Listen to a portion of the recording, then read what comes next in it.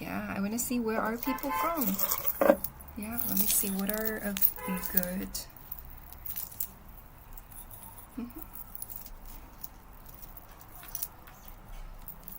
How are everyone?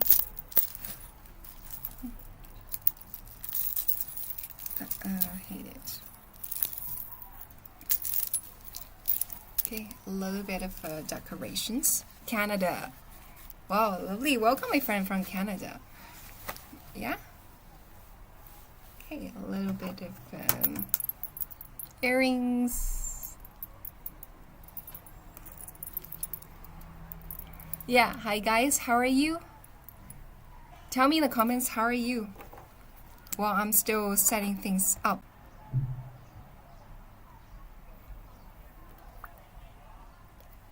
I'm good. How's everyone's weekends? What did you do during the weekend? My friend, what did you do during the weekend? Tell me in the comments. What did you do in the weekends? Guys, I definitely need more people to interact with me in the comments. Let me see. I'm good. I was working on my body armor. What do you mean by body armor?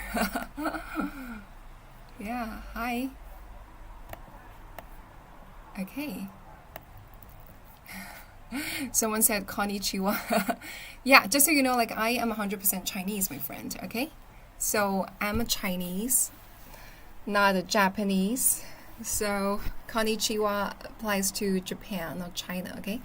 Chinese people, we say ni hao, hello, or 早上好, good morning. Yeah, so not konnichiwa, okay? How are you guys? Okay, it looks like people are joining.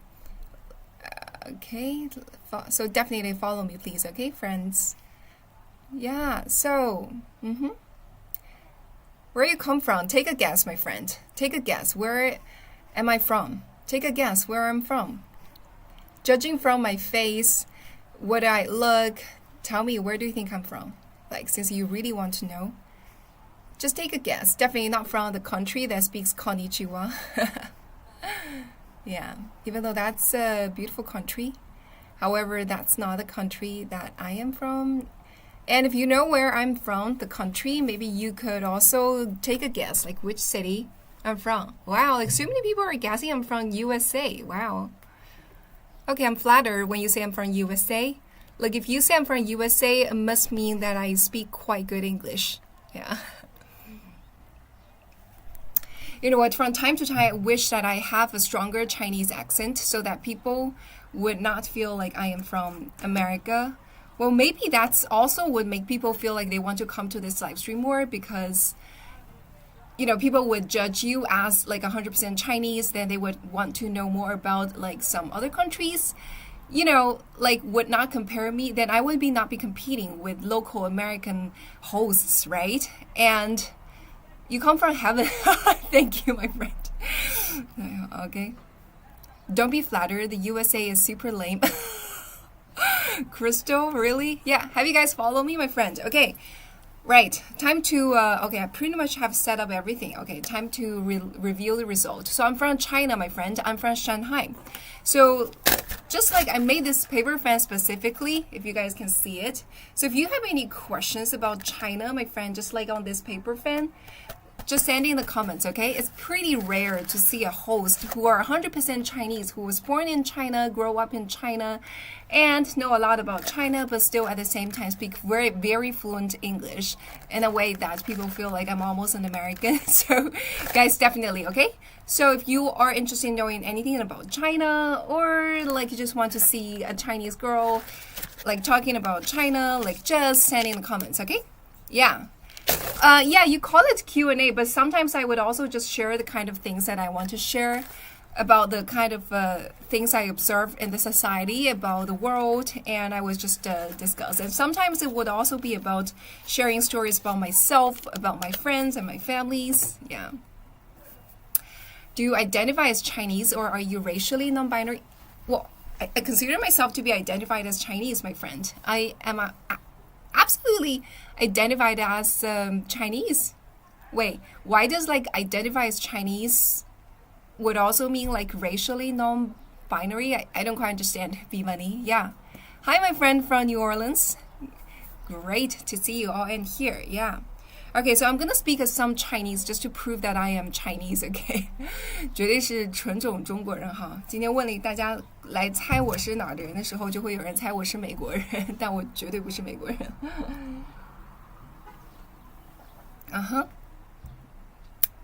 Yeah. So okay. So recently I posted a video about, since what the Uncle Sam's country's big boss done, and I made a post about that, right? Sharing about my views about the 125, 145, what's the current rate of the tariffs right now? Like definitely share some opinions I had about tariffs, right? Back then it was first lifted to 104%, right? Now it's like crazily high. So like somehow I made a post of that, and that single post got me like almost 1,000 new followers on one platform, TikTok, right? And on Rednote also. That one video just got me so many followers. And it's so interesting to see like people have very, very diverse, splitted opinions in the US about this certain matters. And like some people in the comments area shared about like they feel like, oh yeah. So especially on Rednote, this platform, right? I consider that people on Rednote to be more like China friendly. So somehow like many of the friends on Rednote are like, hey, you talked like America in your video, just don't say America because that doesn't represent me, right? I am American, but I am with China. Like many people said that, like just don't say that represents America. And also like TikTok, there are lots of people just say like F China, something that like very mean, and say like, oh, America's gonna win, you're nonsense. Because the kind of opinion I shared back then in the video was that I feel like this thing is not only gonna hurt China, it's definitely also gonna hurt American as well, American specifically. Okay, American specifically. Oh, and great. So I'm seeing so many comments coming in say that Americans love China. That is terrific. Thank you, my friend. I'm very touched to seeing that. Just so you know, like Chinese friends, we also like Americans and love many Americans. Yeah. Is there a trend in China towards eco-friendly and fair trade products? Yeah, sure, Sam. I'm gonna come back to your question, okay? Yeah, so 16K done. Thank you, Philip. Yeah, Jesse, you agree, right? It's gonna hurt Americans way more, right? So like many people probably, the reason why they posted their comments in my videos, under my videos, saying that, oh, okay, screw you, China, okay, America's gonna win, something like that, is that those people fundamentally, well, from my understanding, is that they don't know the fundamentals of economy, okay? Yeah, so these are considered to be quite sensitive topic on Rednote, so I'm not gonna dive very, very deep. I'm just use a very easy example, like everyone could understand the kind of example, okay? So I'm pretty sure like everyone has something that you must be very good at, right? And also things that you're not so good at, right, my friend? Okay, just type in the comments. For example, what's your occupation? What's your current job? Like inside your job, what is the thing that you are really good at? Okay. Or let's just make it easy. For example, you just mentioned something that you are very good at. For example, for girls, it's about like just a random hobby. Like you're very good at knitting, or you're really good at, drawing, really good at painting, really good at something like, or like anything you're good at. Just tell me what are the things that you're very good at in the comments, okay? I'm going to use a very, very easy an example to explain to you why such thing like tariff would hurt not only China but also Americans, okay? But I need a bit of help from you guys because it's better if we could use it in a very interactive way, okay? So just tell me in the comments what is something that you're very good at, okay? Velasco, you're saying very good at running, okay? Let's just imagine something that you're very good at, but at the same time that thing is also going to make you money, okay? So Hector, you say you're very good at singing, right? So you're a Spanish singer, okay? So Velasco, when you say you're good at running, so is running something could also help you earn money? Like think of something that you're very good at, but at the same time, that's also something that could help you earn money, okay? Something you're good at and something could earn you money, okay? Just give me an examples. Okay, Sam here says growing vegetables, right? This is a great example. Like you're very good at growing growing vegetables. And Eric said that you're very good at making t-shirts. And yeah, Laban said you're very good at singing, right? So friends, just tell me, keep on telling me in the comments, what is one thing that you are very good at, but at the same time, that thing could also earn you money, okay? We have someone saying singing. We have someone saying growing vegetables. We have also someone said making t-shirts. These are very good examples, okay? Just keep on telling me, what are the things that you're very good at, but at the same time, that things could also earn you money? Statistical analysis, right? Yeah, great. Okay, so, okay, guys, I'm asking this question because I want to use a very, very simple example to show you why 120% tariff is not only going to hurt China, it's also going to hurt Americans.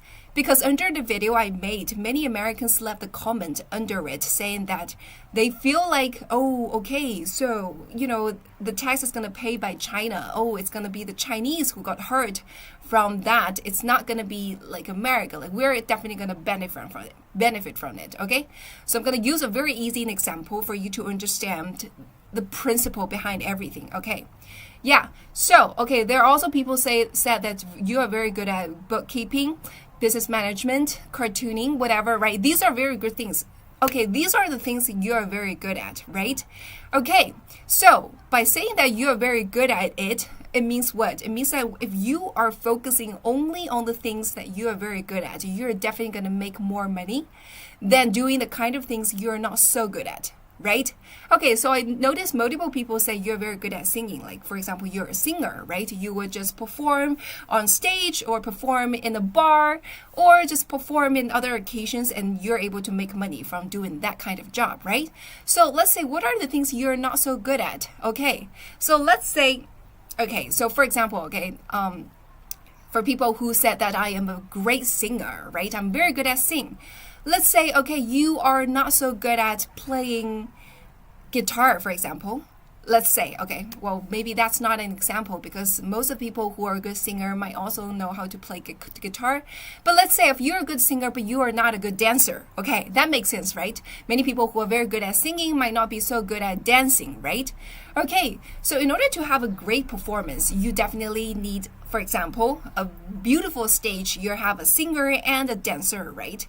So if you could have someone who actually dancer is not also a good example.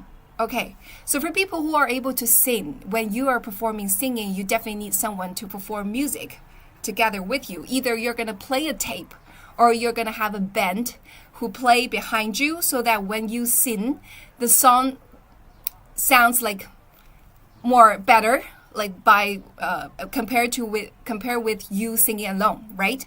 Okay, so for example, you're very good at singing. What's the best way of doing it? The best way is you sing and you're going to play a tape of the music performed by someone else.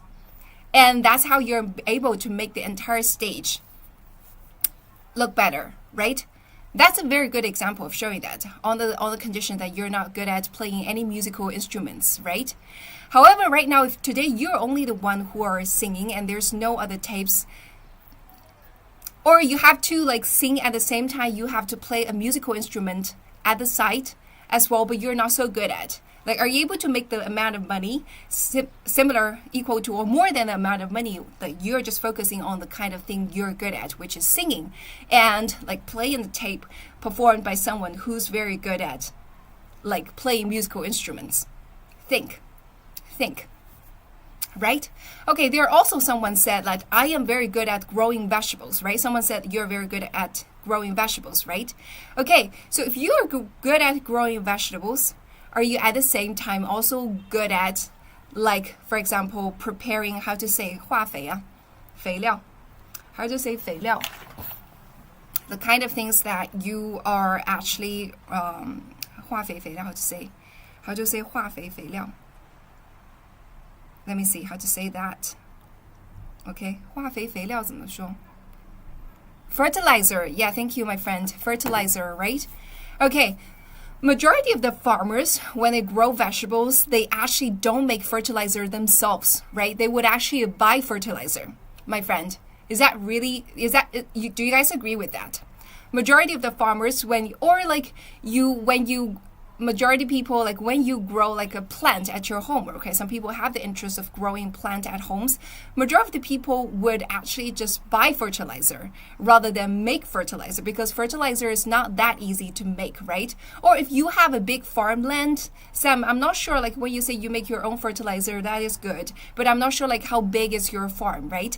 For some people, they probably have a very big farm or like a very small farm, whatever, like maybe you have a warm farm, okay, which is great, right? But for some people, they just don't have a warm farm like you, right? They just focus on growing vegetables, right? Majority of the people will just buy. Okay, guys, you guys are, everyone just say I ferment my own compost. Okay.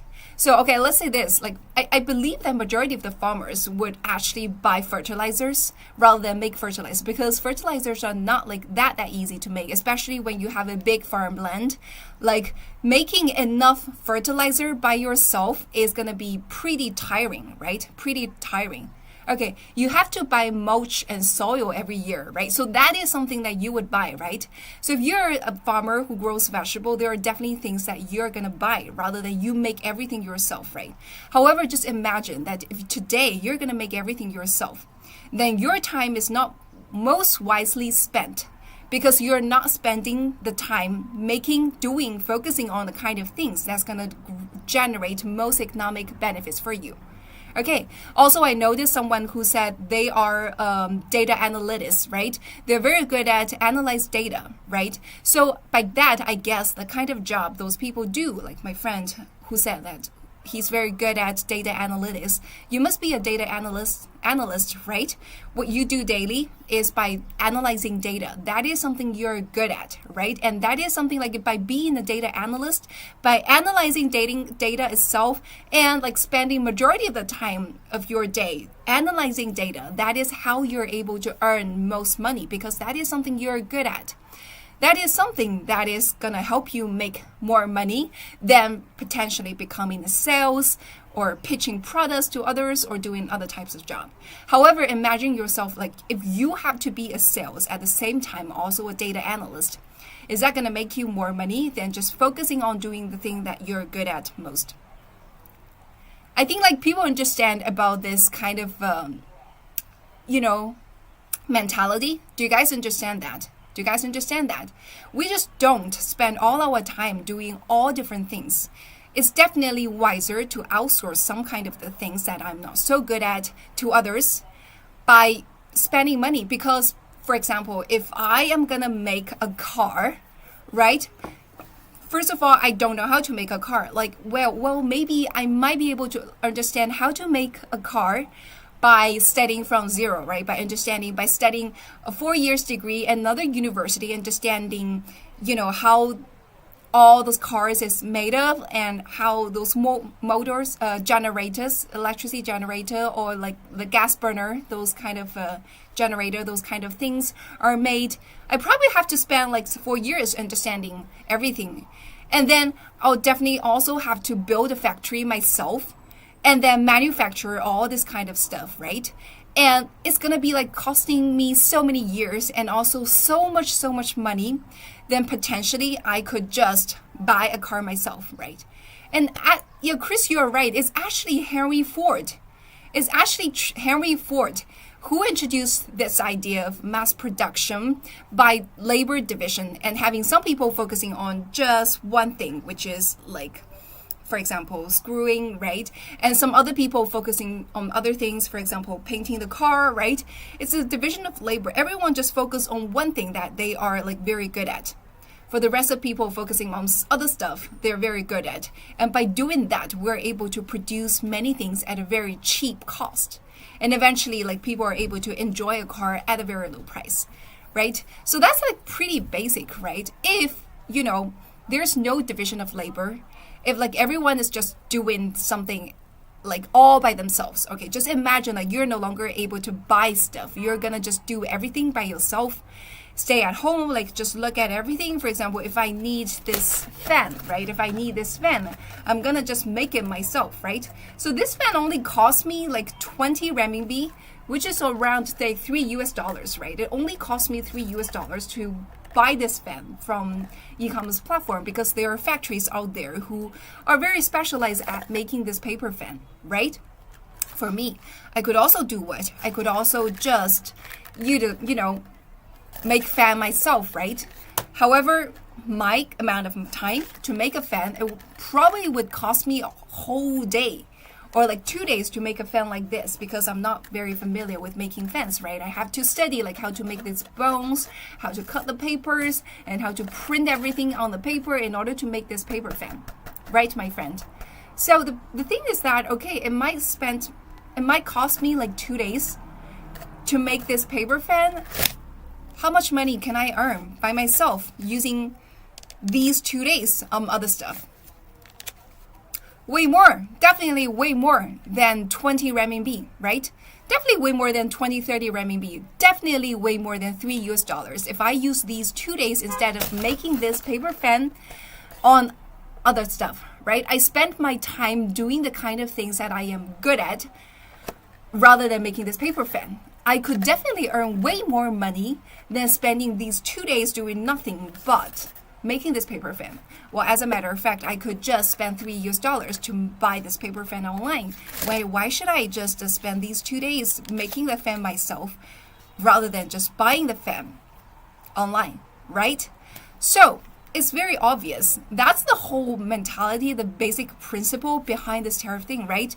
So when I was in university, when I was growing up, this world was encouraging globalization, right? Encouraging labor division, because with labor division, certain kind of jobs can be done by countries that are good at it at a lower cost. For example, if, China is good at making a paper fan like this at an extremely cheap price, just let China do that. And for me, for example, I am an American, right? But I'm Chinese, okay? Let's say like I am American. Okay, I could actually focus my time doing something else. And then something else could make me more money, then I should just do something else. And let people do things they are specialized at, right? Like for me, again, same example. I could spend 2 days making this paper fan. However, if I spend these 2 days on the kind of things that I am good at, I can definitely earn way more money than spending these 2 days only making this paper fan, which only cost me $3 to purchase online, right? People, do you guys already understand the kind of thing I'm saying? Are you with me, my friend? Are you with me? Tell me in the comments. Do you understand the kind of principle I'm explaining? Are you with me? Tell me in the comments, my friend. Tell me in the comments. Yeah, okay, great. Yes, so very easy. Okay, so what happens when this 125% thing comes in? What does 125% thing comes in? Okay, so before I could just spend $3, buy this fan, and say for example, I can earn $200 or $300, say for example, okay, $300 doing things that I'm specialized at, for example, okay? So in total, how much do I earn for a day, for these 2 days? Okay, I earn $300 doing things that I'm specialized at, and this fan cost me $3, so in total I get $297, right? In total, by letting people focus on the things that they like, by making fan, and I purchased a fan from them that cost me $3, and I spent my time wisely doing the kind of thing that I specialize in, I'm able to earn $300, and it cost me $3 to make this fan. So in total, I'm able to make $297. Am I right? Guys, are you with me? Am I right? Tell me in the comments. Am I right? 如果我把我的时间花在我所擅长的事情上面，我花了2天的时间，我这2天的时间可以用来去做这个扇子，但是我也可以用这2天的时间去干我所擅长的事情。那我所擅长的事情可以帮我挣$300，这个扇子却只用花$3。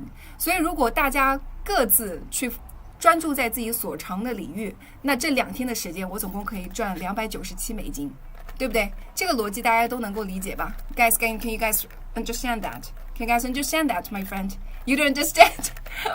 Okay, one more time, okay, Louis, just for you, okay? So, 2 days, okay? So, I'm saying that I could buy this fan, paper fan, from someone who's good at making it at a very extremely cheap cost. So I could only spend $3 to purchase this paper fan. Or instead, I could, spend these 2 days making this paper fan myself, right? If I use these 2 days making the paper fans myself, I'm gonna make zero money, my friend, right? I'm gonna make zero money because I'm not good at making this paper fan. Or I could also make $3 after I spend 2 days making this paper fan and I sell it to others. I make $3, right? Because the market price for this paper fan is only $3, right? However, what happened is that, okay, I'm not gonna make the paper fan myself because I'm actually good at doing anything else, right? So I use these 2 days instead of making paper fans myself. I use these 2 days focusing on the kind of things that I am good at. And with the 2 days, I'm able to earn $300, and I'm just gonna buy this paper fan from someone who's very good at making it, who are able to just make a fan in 5 minutes, 10 minutes, rather than like me would spend 2 days, right? So what happens is, like, for me, I'm able to make how much? $300 minus $3 spent on making the paper fan, right? I'm gonna able to make $297, right? So compared to making the paper fan, which is something that I'm not so good at, and focusing on making a paper fan myself, I'm only able to earn $3. However, if I outsource the paper fan making to someone who's very good at a very low cost, I'm able to make $297. You guys understand, right? It's a very easy, simple thing, right? So what happens, like, when you start to have like 125% of tariff, what happens is what? Okay, so basically means there is a big boss inside the village who said, like, everyone must just do everything, manufacture everything by yourself. Like, even though I am not good at making this paper fan, that I could just spend this amount of money, this amount of time, doing something that could earn me way, way, way more money. What I'm gonna do, I'm just gonna have to make this fan myself. Why? Because if I buy this paper fan from someone who are very good at making it, I have to pay extra amount of money. And the money is so high up to a point that, those people are no longer willing to sell these fans to me. What happens then? Even though I can make $297 a day, I cannot. Because nobody's gonna sell this fan to me, but at the same time, I still have to use this paper fan. I just have to spend these 2 days making the paper fan myself. Who's gonna hurt? Who's gonna hurt from it? Who's gonna hurt from it? I. Right? Right? So previously, I am able to make $297 by not making this paper fan, by buying this paper fan. However, nowadays, I can only make zero money. I can make zero money or $3 because nobody's gonna sell me this paper fan. Nobody's gonna sell me this paper fan. Right, guys? Do you guys understand what I'm saying? Do you guys understand? Tell me in the comments.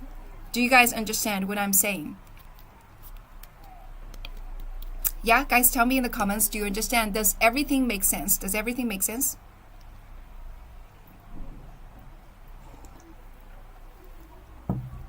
So that's exactly what happened. Yeah, that's exactly what happened, right?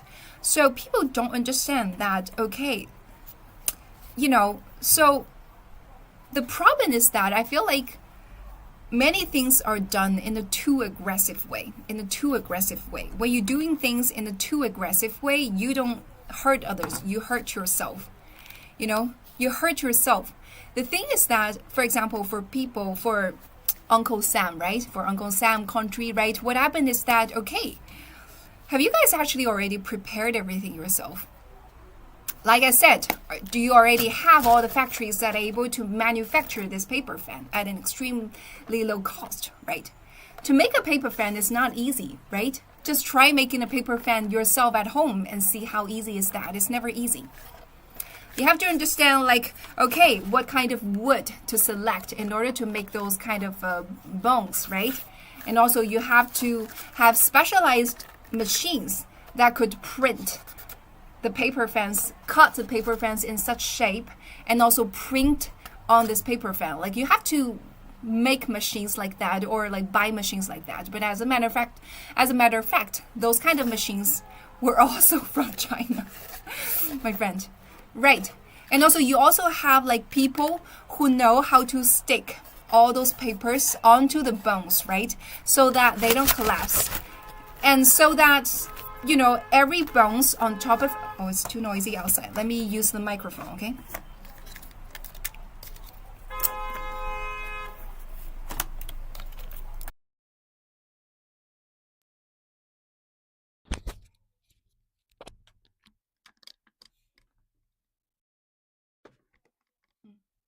Okay. Can you guys hear me? Can you guys hear me? Yeah, can you guys hear me? Is it loud and clear, my friend? Is it loud and clear? It's noisy outside and I actually changed to a mic so that you guys can hear me, okay? Yeah. Yeah, so great, fantastic, my friend. Yeah. Yeah. So the thing is that you don't even have like for Americans don't even have those kind of manufacturers ready to manufacture all the paper fence, right? So in order, like I said, if you want to make paper fence yourself, you said that okay, from day to day, I am never gonna buy fence from others because I want everything to be made by myself. you know, you could definitely do that. But you actually do need to give yourself a grace period. Like before you do that, you definitely need some time so that you already started to learn how to make those paper fans and start to have all those factories built to make those paper fans, right? You don't just like before you prepare everything, you just say like, no, you know, we just have to make paper fans. We're just gonna say goodbye to all those people who are better at me making those paper fans. And then there are still people out there in the market who need paper fans, my friend, right? There are people, they're all okay. So I'm using metaphors, my friend, right? You get me, right? By saying paper fan, I'm not only saying paper fans, I'm saying so many other stuff, okay? I'm just using this as a metaphor, okay? Do you guys get me? Do you guys get me? Tell me in the comments, do you guys get me? Do you guys get me? Tell me in the comments. Can't hear you clearly. How about now? Can you hear me clearly now? Can you hear me clearly now, my friend? Yes, I understand. Okay. Many people said like you understand, right? Yeah, okay. Can hear you well. Thank you, my friend. Yeah. So, like, okay, people still need paper fan, right? Okay, paper fan might not be a good example. Water bottle might be a good example, right? No matter who you are, you probably don't need a paper fan, but you definitely need a water bottle, right? Or you definitely need, for example, you definitely need a notebook, right? You need all sorts of things. Okay. So paper fan is just a metaphor. As a matter of fact, you need many other things. However, as a matter of fact, up to now, you yourself are not very good at manufacturing these kind of things, right? Starting from now on, you don't have the kind of skill sets to make a paper fan. You don't have the skill set to make a notebook. You don't have the skill set to make a water bottle, right? So what happens? What happens, my friend? Tell me in the comments. Then what happens? What happens, my friend? Yeah, tell me what happens. Research and development and training especially takes time, right? So there will be a period of time that everything is not so easily accessible, right? Because people can no longer buy paper fans as before. Like simply just place an order and you're gonna buy a paper fan, $3 US, gonna spend $3 US only and buy a paper fan online, which was like so easy before, right? And like right now, what you can do is that okay, you have to search so hard because there are not enough people who know how to make paper fans, or there are people who know how to make this paper fan, but they are gonna charge way higher because what? Because previously, this is the amount of demand, and this is the amount of supply. So demand and supply meets the price is gonna be in the middle. However, now this is still the demand. The demand is never going to shrink. However, supplies goes way below.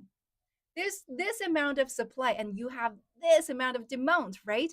It's not because demand goes higher, demand is still the same. There's still this number of people who need paper fan every year. However, like before, you have like so many people who are able to provide you the paper fan. But now there are so little people who can make paper fans. So what happened? So for those number of people who can make paper fans, they're definitely going to charge way higher. Otherwise, they're not able to finish everything, right? Charge way higher. So what happens as a consumer, as an American consumer, my friend? What happens as an American consumer? My friend, what happens to American consumer? Tell me in the comment. What happens to American consumer? Tell me. What happens after that? Prices increase, right? Lily, you're smart. You're right. Price increase. You have to spend way more money than before, right?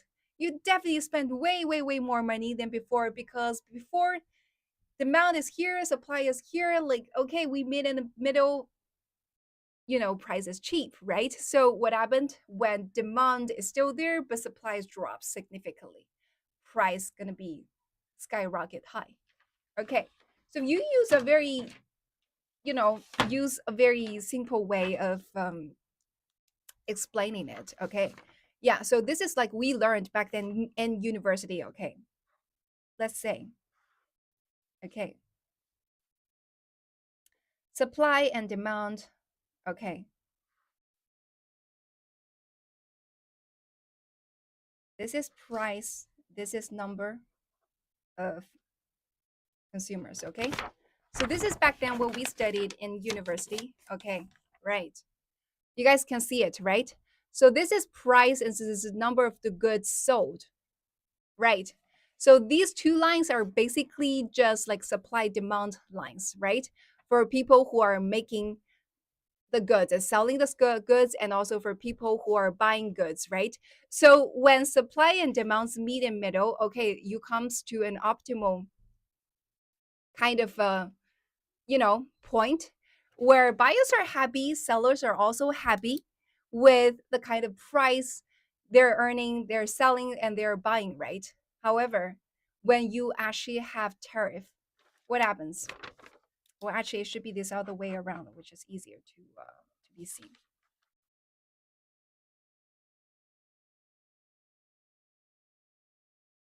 So when you start to have tariff, you know, well, actually, seller are not happy, buyer are not happy because there is this amount of place that is waste. Okay, this is probably too technical. Too technical. Okay, not gonna explain it. It's too technical. So what happens is actually, buyers actually are spending more money, but sellers are actually earning less money. And what's in middle? That's waste. That's the kind of waste. It's actually not the amount of money that's made completely, for the society, for the system, because government charge that and government make that. It's not like that. Okay. So it's a little bit technical. Okay. But for students who have studied economics back in the university, they understand it because this is like very simple, very fundamental kind of lessons that we learn back in school in university years as undergraduate students. You know, prices goes up, but prices goes up for the buyers. Prices don't go up for the sellers because sellers are not making the amount of money by selling a paper fan, right, my friend? For example, the paper fan only costs $3 before. So for buyers who buy a paper fan, they're just gonna spend $3. However, for like sellers, right now, okay, because of the 125% tariffs, okay, if they still want to sell it, they have to increase the price so that the price will cover the cost of the extra tariffs, right? So buyers are not making extra money. As a matter of fact, because the price goes up, there will be less people who buy paper fan because the price is more expensive, right? So they're earning way less money from the seller side.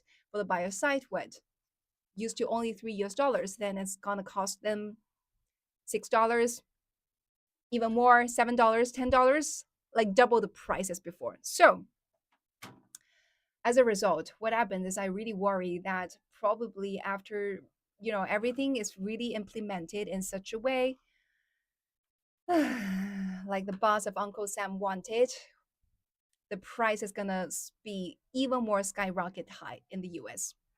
It's gonna be even skyrocket high. So if I have 300 units of $6 products plus 145% tariff, the final price on shelf will be $25 to $60. You know the math, my friend. You know the math, my friend. Exactly. So I also heard that in the US, my friend from the US, can you tell me, like American friends, can you tell me that like people are saying that in America, it's off on the news, not sure if it's true or not, that many people are actually rushing to the grocery stores to buy as many stuff as possible because people have already foreseen there will be a price increase. I saw many Chinese people who are currently living in the US are saying that, posting videos on the internet saying that, you know, before they have this habit of buying so many things at such a cheap price from China, and now because of the tariff thing, they can no longer buy things at such a cheap price from China, and that's why they're actually buying extra stuff now so that later on when the price increases they still have a lot to enjoy now. Yeah, that's what I heard. I'm not sure, like, is there any panic buy in there? Yeah.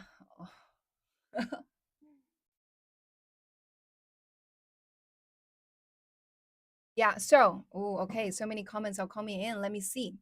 Not yet. Okay, yeah, not yet. I guess it's because like those policies are not really implemented so far. I saw like from the news, like every day, I feel like every day when I wake up there's like some announcement that's just changing the game. So also if you look at the market, it's also going up and down, up and down, up and down, just like it's a roller coaster, like it's a game. Because one day, oh, 145% tariffs, and the other day it's like, oh, I'm gonna not implement that very soon. And the next day is, oh, 100 and even higher, extra 20%, extra 40%. And the other day is, okay, we're not going to apply that to, you know, which industry, something like that. Like every day is like very different. And like as a result, you see the market is going up and down, up and down, up and down. People are complaining that I'm not reading TikTok comments as usual. Okay. Definitely gonna read more, okay, my friend. Yeah. So like every day is like that, and it's so funny. Yeah. Our toilet paper is manufactured in the United States. Okay. Good for you, my friend. What about many other things? Can you say like everything is manufactured in the US?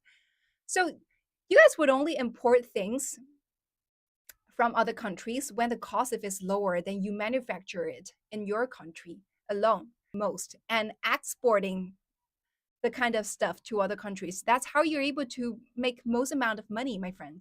Right. Yeah. He is just speculating with market with insider privilege. Yeah, many people say that. Many people say that he together with his Gans are basically knowing that what kind of policy will be in and out, and they're just gonna go long or short the market to make money because they know what happens afterwards, right? So that's basically the kind of things. Yeah, guys, follow me please. Okay, follow me please. Yeah, many American products are there in China. To be honest, like we don't see many American made products here in China. Well, usually American made products in China are the kind of products that is relatively higher end, in my opinion, higher price. Okay, higher price, the products. So America don't export things that's cheap to China, in my opinion. Okay. So we also see American made products, and also Chinese people, certain type of Chinese people, they like to buy things that's made in America, manufactured in America. Usually these are the things that is products with higher margins and more costly. Chinese friends, do you agree with me? Do you agree with me? So that's a kind of impression I have. So judging from that, what you guys can see is that, okay, America, before, American people would actually export things to China, things that are actually more, has a higher profit margin, you know, which is good for America because you guys can actually spending time and efforts making things that are actually making more money than just spending the time manufacturing the kind of things in China, right? At a very cheap cost, a very small profit margin, right? So one of the biggest difference between China and America is what? It's population, right? China has way, way, way more population. What's the population right now in the US, my friend? I don't know about the population in the US. So China has 1.4 billion people, right? What's the population in the US, my friend? What's the population in the US? You guys must know, right? I don't know about the exact data. Yeah, around 350 million people, right? You had around 350 million people, and China has 1.4 billion people, right? And that is how many, like 1.4 billion times divided, that's four times. China has four times, China's population is four times the population of the US. When you have more people who are able to manufacturing stuff, what happens? Same logic as before, my friend, right? Same thing as we explained before. Demand and supply, right? Demand and supply, right? I'm not even using 340 million. I'm using 350 million, right?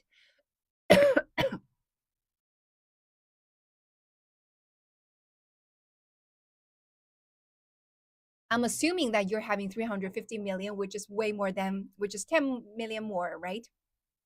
Than what you actually have, right?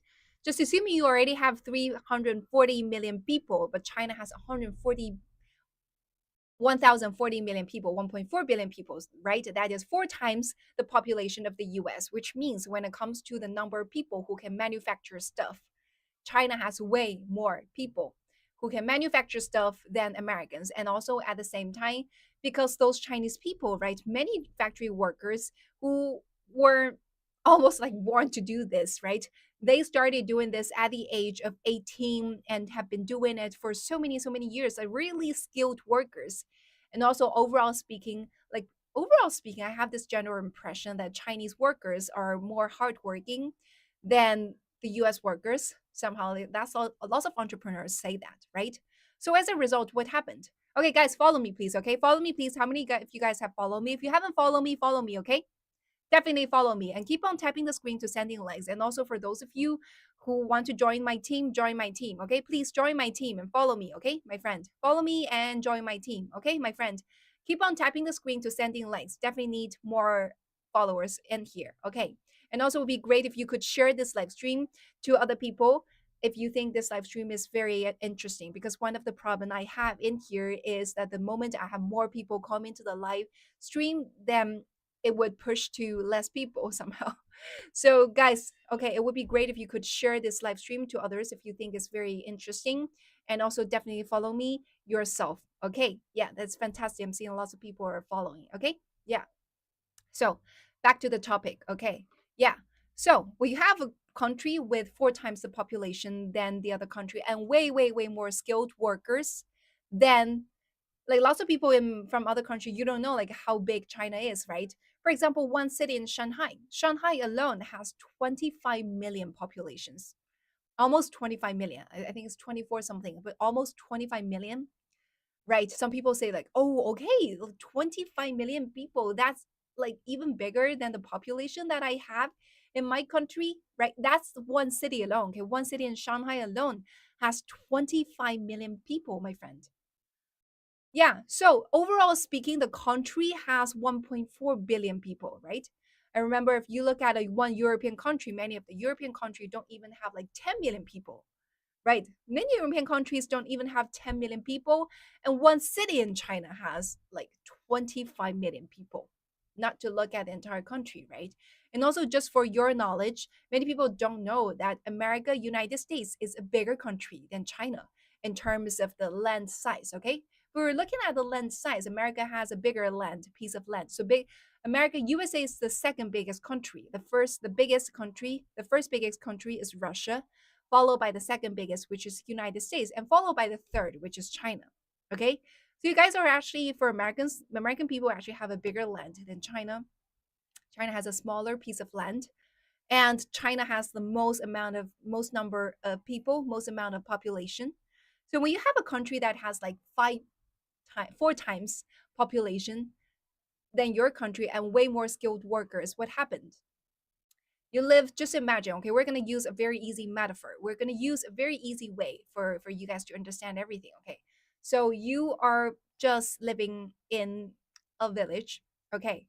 And you become a boss and you're opening a factory. You're opening a factory. So today, you're living in a village that everyone inside the village, there are 100 villagers inside the village who are able to become your workers, right? And you only need 20 workers out of 100 workers. So what happens? You definitely have a bigger bargaining power, right? You can decide, you can actually pick the most amazing, most hardworking, and most skilled workers, 20 workers out of the 100 workers inside the villages. And because there are like so many people out there, like 100 people out there who wants to compete for this job. So what happens? What happens, my friend? What happens is that 100 people want to compete for the jobs, and because they need to make a living, right? They would have to, so for those of you who are already working for you, they have to sharpen their skills so that they would make themselves stay competitive and stay in the job, right? And for the rest 80 people, they also want to be in your factory, right? They would also, just try harder, work harder, so that one day they could be more outstanding than the people who's already inside your factory, so that they could earn this job opportunity, right? So you as the boss, you as a factory owner, you have more bargaining power, right? You decide who to hire, and you have a say on how much you want to pay these workers, because you're running the factory, right? And there are so many workers out there, right? That's also the demand and supply theory, right? However, if today, imagine again the same scenario, right? You are living in a village, there are only 15 people. However, you need 20 people. There are only 15 people out there. And these 15 people, you know, they are the one who have bargaining powers, right? They know that you need them no matter what. They know that you need 20 workers, but there are only 15 workers out there. So what are these workers going to do? No matter how lazy they are, they don't care, right? No matter how, not so skilled they are, they don't care, because they know you just need them, right? And they're gonna say, like, even though they're just making 3 fans a day, they still say that, you know what, you just have to pay me high, because if you don't have me, you're not gonna find anyone else to do the same thing for you, right? This is so elementary. Exactly, this is so elementary, right? This is so elementary, and yes, so many Americans don't understand that. That is why, like, I'm spending lots of time explaining it. And well, the fact that you're finding an elementary, which is great, because that also means that I'm explaining it in a very, very simple way so that people can understand, right? So as a result, if you're looking at a village with only 15 people compared to you're looking at the village with 100 people, you as a manufacturing owner, what do you feel? What do you feel? You definitely prefer to start a factory in a village with 100 people, rather than starting a factory in a village with only 15 people. Does it make sense, my friend? Does it make sense? Is it easy to understand? Is it easy to understand? Tell me in the comments. Is it easy to understand? Yeah. Is it easy to understand, guys? Tell me in the comments. Is it easy to understand? Do you get what I'm saying? Yes, it is. Right. Yeah. Okay, guys, also at the same time, follow me, please. Okay, follow me, please, if you haven't done so. Okay. Yeah. Okay. Many people are saying, yes, it's very easy to understand. So that's what's happening, right? So back then, why? Why?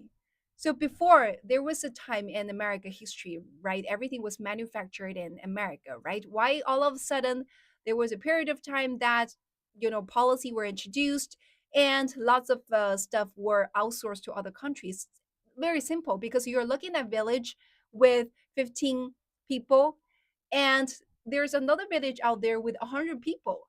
So if you are able to outsource the kind of work to 100 village people, so you're still American firm, you're still American boss. However, right now you are actually having a stronger bargaining power. Eventually, who wins? American boss, American owners, American business owners, right?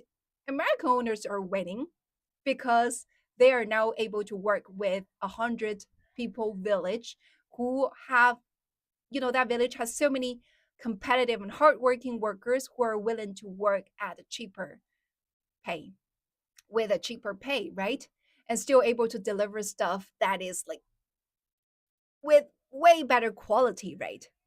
So that's what happens. So right now, what's going on is that, okay, we know there's a bigger village out there. There's a village of 100 people out there who has like way more competitive workers who are like way more hardworking and at the same time, way cheaper. But we're not going to be able to use them, work with the people inside the 100 people village. We have to switch back to the 15 people village because what? Because, you know, there's an even bigger boss up there who said that if you want to work with a 100 people village, then you have to pay me a lot of money on top of that. And they said, okay, then I have to switch back to this 15 people village. And even though I know that people there are less hardworking or not skilled at all, I still have to work with them and also have to face the fact that I no longer have the same type amount of bargaining power as before. Right. Yeah. People are starting to be unhappy, and if they keep firing people and then they hire someone for less, what do you mean? Yeah. Yeah, and if China doesn't negotiate, prices go up. Products will now be cheaper to make in the US.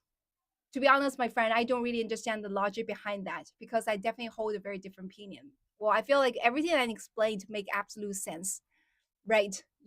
I'm actually explaining everything in a very, very simple way, a very, easy to understand way. Like, so, like, I seriously don't understand like how everything can become cheap by having everything then going back to the US to manufacture. So there's only one thing. So there's some Chinese people like share content creators sharing it on social media, explaining the logic behind that. There's only one way. It's definitely not the workers, the real people who are working on that makes the price goes down. It's not the real people.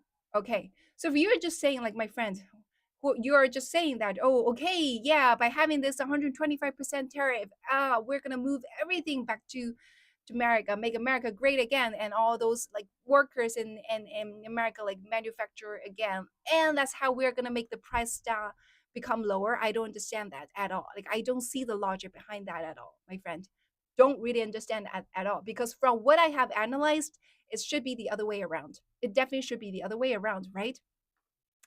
There's only one thing that's potentially could make things become cheaper, still having everything back to the US is by using robots. Okay, by using robots. So there is a Chinese content creator sharing his point of view on social media and said that everything, the kind of thing behind the logic is that maybe like America has developed the technology to a way that like many things can already be automated. That okay, even though we don't have enough labor, like we don't have 15 people, we don't have 100 people, just like the 100 people village, even though we only have 15 people. However, we have 85 robots who can make our market to be 100 people. So there are 85 robots just to be like who are like more skills, like who are even more hardworking. So plus the 85 robots and the 15 people all together, we're able to make a 100 people village. And that is how the manufacturing back to Uncle Sam's country is going to work. The thing is that, okay, that logic also works. That logic also works. The problem is, you know, do you really have 85 robots already? That's something that I don't know. Okay, that's something I don't know. So, yeah, there are so many comments coming in. Like, I don't know. Okay, so maybe in the US, right, just like this Chinese content creators saying that, oh, maybe with Elon Musk, those technology giants, they have already come up with this technology, right? So, to produce like 85 robots to make up the labor shortage, to make it a 100 village people village, like the kind of metaphor I used before, right? So eventually that, okay, so everyone's gonna be happy and manufacturers have been done in Uncle Sam's country, right?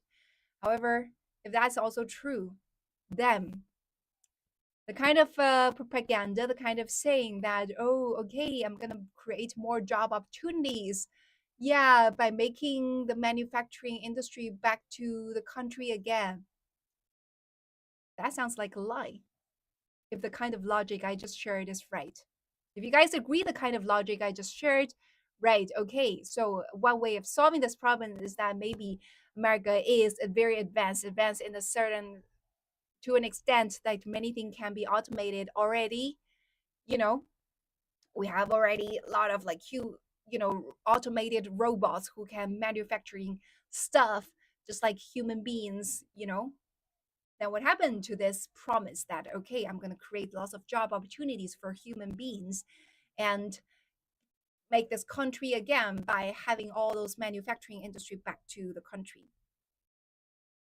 That sounds like a lie, my friend. That sounds like a lie, right? Yeah, that sounds like a lie, my friend. So, from different angles, from different perspectives, I seriously don't see, my friend. Do you guys get me? Like, I seriously don't see, like, how does this thing gonna create any benefits for ordinary American people? Like, literally don't see it at all. Hola, bienvenido, mi amigo. Yeah, like I seriously don't see it. Like I've analyzed in a way that right, how you raise the cost of so many things, right? Okay, so say for example, if today America is very prepared, like you guys already have lots of factories able to produce like paper fans, right, just like this, and also produce everything, manufacture everything. It's like you're so ready. Okay. And it's because like some other countries are manufacturing everything. So that's why like you are not able to provide enough jobs for people in here. Okay. So by doing that, maybe, you could lower the price. But that's not the kind of scenario that's going on right now, right? So that's not the kind of scenario that's going on right now in the US. Or, okay, so the second perspective I look at it is okay, yeah, maybe US is having like very advanced technology, like many things can be automated. You have enough robots that can manufacturing stuff instead of having human beings, right? However, if that's the case, then how's that going to create more job opportunities for ordinary American people? Right. It means like robots have already taken all the jobs like that used to be done by human beings, right? Still, that's not going to benefit like ordinary American people. So seriously, I don't see how that's going to help ordinary American people. All I see is that okay, if Trump is really going to imposing this tariff, what happens is that the price will definitely go up. That's what I see. Yeah, yeah. So okay, definitely gonna time to read the comments. Okay, have already missed so many comments. Yeah, people complain about it. Yeah. Okay, he lies every time he opens his mouth. I think the thing that's pressure China. You can say that to my friend, but the thing is that you know what? I think like for our country, we have already foresee things like that happening. So it's been a national strategy over the past several years to increase the domestic demand.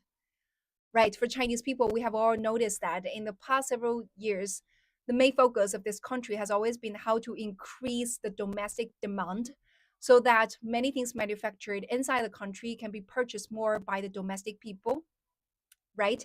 And also, that's also why China has introduced this one belt, one road policy strategy so that it's not only the country in the West, but also the country in the Central Asia, other countries could also enjoy the benefits of Chinese made products at a very cheap price, but at a relatively speaking, still quite good quality rate. Yeah. China supplies US demands, take away supply and demand still there, price goes up. Exactly, my friend. You get me, you get me. Yeah. Yeah. So good morning, my friends. Yeah. Yeah. Trying to read more comments here. America has no technology. We are centuries behind. That I don't agree, my friend. Real McCoy, right? Well, I don't agree. Okay. I still think America has the best, most fantastic technology. Okay. So we're being like very unbiased in here. Okay. Very unbiased in here. Still, like when it comes to technology in like different industries, I still consider US as the best technology. Okay. So if you are talking about the technology level, like how advanced the technology is, I definitely consider America to be like more advanced than China in many ways. Okay. It's just that I feel like in China, like I have already explained it before, that morning, Nini sister. Good morning, my friend. Yeah. And guys, follow me, please. Okay. Follow me, please, if you haven't done so. Okay. It's just that compared to Americans, Chinese people are more open to embracing new technologies application to our daily life. So that's the kind of thing I feel. So that's why like Americans coming to China and amazed by like how many technology we're implementing in our daily lives, right? For example, when Speed coming to China, especially to the city of Shenzhen. I mean, if you guys have watched Speed's live show in Shenzhen, moving to China, end of story. Hector. Yeah, guys, follow me, please, okay? Follow me, please. How many of you have watched the Speed's show in China, the live stream, especially in Shenzhen? So actually, Shenzhen is considered to be the Silicon Valley of China. And that's also where I recorded this video, made the post that how am I able to scan my palm to pay in a convenience store, in a 7-Eleven? How am I able to just scan my palm to pay in the convenience store? So that's Shenzhen, right? So like people are saying that okay, so Speed showing that Shenzhen, like how he's able to order a food delivery that's delivered by drones, right? And also he was driving, he was, he tried a car that was able to also not only drive on the land but also driving the water, something like that, right? So overall speaking, I feel like right now China has come to in a stage that lots of the technology, they are no longer in labs. China really likes to apply those like lab technology to real life, right? And people are very, eager to try those latest technology. And also thanks to social media, right? For people who try the latest technology, they could just post the same video to social media and got lots of attractions and lots of likes, right? And people like to do that. So, for example, there was a period of time that in city of which city, Wuhan, in city of Wuhan, there was a like driveless autopilot taxi came out. It was like in beta testing mode, so there were still lots of bugs with the driveless taxi. There's so many people who tried it. Like people don't worry about okay, this might be dangerous or what. Like people just try it and then make videos of how they tried it. And there are even moms taking their kids and just ordered a driverless taxi and hop onto the taxi and tried it. And, like I would not do that. I would not do that, right? If I know it's a beta testing technology, I would not do that. But there are like moms like taking their like kids to try a beta testing period of like driverless taxi.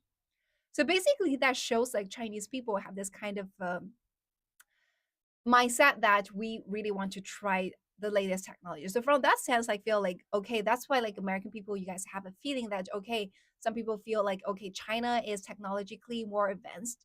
However, if you really like at the scientific field, okay, if you're really looking into the scientific field, for example, when it comes to healthcare, when it comes to like autopiloting system, like all different kinds of systems or science technology, I definitely consider US to be like more advanced overall speaking, okay? Overall speaking. Well, for sure there are like some technology China is more advanced for sure. But overall speaking, I feel like when it comes to the fundamentals, I still consider US to be the most technologically advanced country.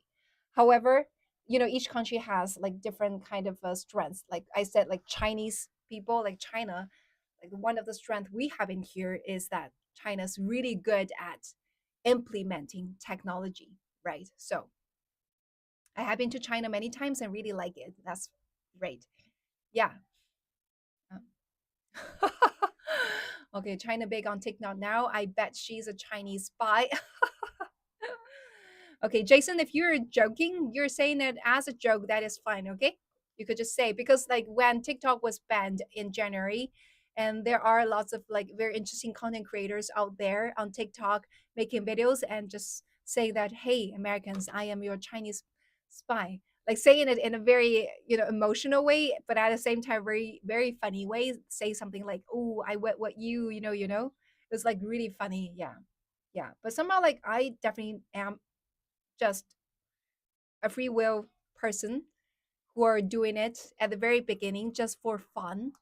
In January, like lots of people come to Red Note and find it fun to talk to so many foreigners, and people like it, and I like it too. So that's why I just keep on doing it and just keep on, doing it till now. Yeah. Yeah, so much ignorance. It's embarrassing. Yeah, yeah. That's the kind of feeling I have, especially when I. Well, it's great that I post this video or for those of you who have not checked my videos, definitely check it, okay? My videos, I consider the content, well, the videos, like the making of the videos, might not be so high quality. However, the content, the kind of things that I shared inside the videos, I definitely consider it to be, relatively speaking, higher quality. Okay, I definitely spend time to do the research and also write the script myself. So definitely lots of insights inside the kind of videos I share. Okay, so for those of you who have never checked the videos that I post, definitely check it. Okay, so for example, the video I posted 2 days ago, 3 days ago, when 104% tariffs was first in place, like lots of people, were liking it and also posting their comments under the video I made. And also that single video got me almost 1,000 new followers, which is terrific. Yeah. And guys, follow me, please. Okay, follow me, please. If you follow me, if you haven't followed me, definitely follow me. Okay, follow me, please. And also definitely go check the videos I made. Okay, definitely go check the videos I made. Even though I'm not very good at, you know, when I make those videos, I'm not able to, how to say 这个表现力没有那么好。表现力没有那么好. Like the kind of tones was pretty flat when I was sharing in the videos. I tried really hard to make myself look more like emotional and, like, relatively speaking, more dramatic when it comes to like recording those videos. Somehow, like, still I don't have enough kind of how to say 表现力. But the content itself is great. The content itself is great. So guys, definitely check it. Yeah. Won't answer what, my friend? She won't answer. Yeah. If you don't like USA, then leave and become China's citizen. Are you saying that to me, Myra? I'm a China citizen. I'm in China. I'm not in the USA. Yeah. I'm not saying that people don't like USA, don't like China, or what, should hate each other. That's not the kind of opinion I have, okay? I've been to the America multiple times. I've been to USA multiple times, and I really like the country. Like, you guys have like so many different ethnic groups. Like, you have people from everywhere, and also it's like a melting pot, right? You get to see all kinds of people and all kinds of cuisines, right? I really like New York. I really like San Francisco. I said multiple times before in my live stream, right? Well, that doesn't mean like everything about this country is nice, right? That doesn't mean like, everything your boss, the big boss, who I'm talking about, right? The boss of your country is doing everything right, right? I have the fact that I really like the country doesn't mean that I agree with everything your country does, right? Makes sense. Likewise. So it's not like so extreme that if you don't like this country, then leave, right? It's not like that. Well, okay, there are like people are all complicated, right? The affection, the feeling for a country can also be complicated. There are things that you like, there are also things that you don't like, right? It's not like one cut, right? To the cake, right? Okay, you're gonna just eat this slice or you're gonna eat that slice, right? You can actually eat both, right? Yeah. Oh, you're not saying this. Okay. So what's your opinion? Sorry. Myron? Yeah. But it's good. Like, I'm reading the comments, my friend, right? People complaining that I don't read comments. Yeah. Mm. We don't have a boss. We pick someone to lead. Yeah, that's good for you, my friend. That's good for you. Yeah, guys, follow me, please. Okay. Yeah, it doesn't take 100% agreement. Understanding does not mean agreement. Mm-hmm. There's a Chinese word, we call it 求同存异. 求同存异, which means that we want to reach consensus. However, we allow differences. We hope to reach consensus, but we allow differences in opinions. There's a Chinese saying called 求同存异. Right. That's what I want to say. Like, we definitely need 求同存异, right? When it comes to communication, when it comes to sharing different opinions, right? Yeah. He's not my boss. I'm still voting for Obama. Yeah, there's a lot of joke around that, you know.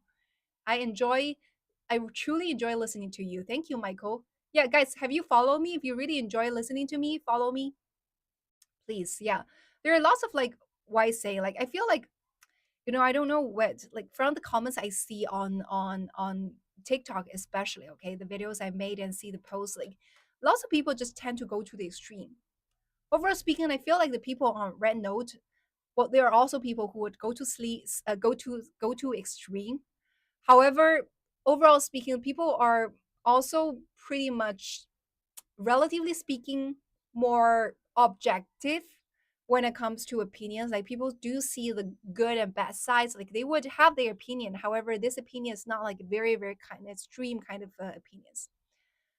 The interesting stuff is in our differences. Everything the same would be boring. Exactly, Jim. Exactly. What's you know, in one of the posts I said, what exactly makes this world so fascinating is we have differences, right? You have different people, you have different skin colors, you have different mindsets, right? You have different ways of living, you have different cuisines, right? It's because of all the differences that's providing you lots of the excitement and lots of the freshness when you go into when you go exploring into the world, right? Yeah. So yeah, let's see what the other comments in here. Yeah. Mhm.